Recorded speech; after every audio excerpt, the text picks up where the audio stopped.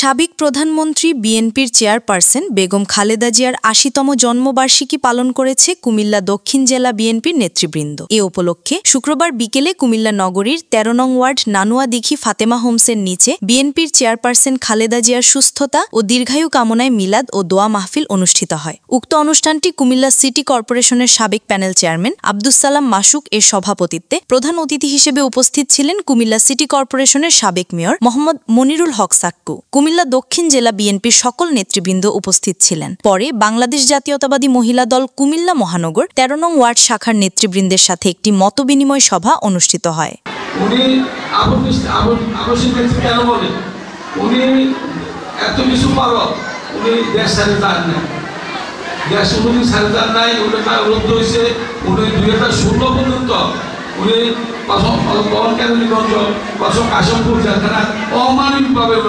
মহিলা 3 বারের prime minister, একটা বয়স্ক মহিলা, এটা আইন আছে, এটা কোনো যা হোক জায়গায় রাখতে পারে না।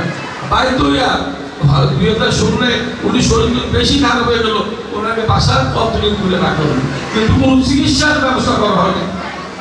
কোনো চিকিৎসা তারা একটা এমপি, একটা চেয়ারম্যান সিঙ্গাপুর যায়, লন্ডন যায়, আমেরিকা যায়, আমার 3 বারের প্রাইম মিনিস্টার উনি বাসা থেকে তিলে মৃত্যুবরণ করেছিল।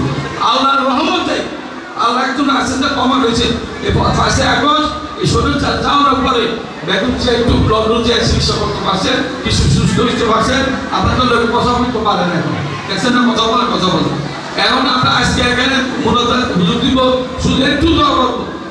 আর আগামী 2026 ফেব্রুয়ারি 12 যদি ইলেকশন হয়, বিএনপি যদি ক্ষমতা আসে, আজকে আমরা দোয়া করবো 19 জন চতুর্থবারের মতো আমাদের প্রধানমন্ত্রী হয়ে আমাদের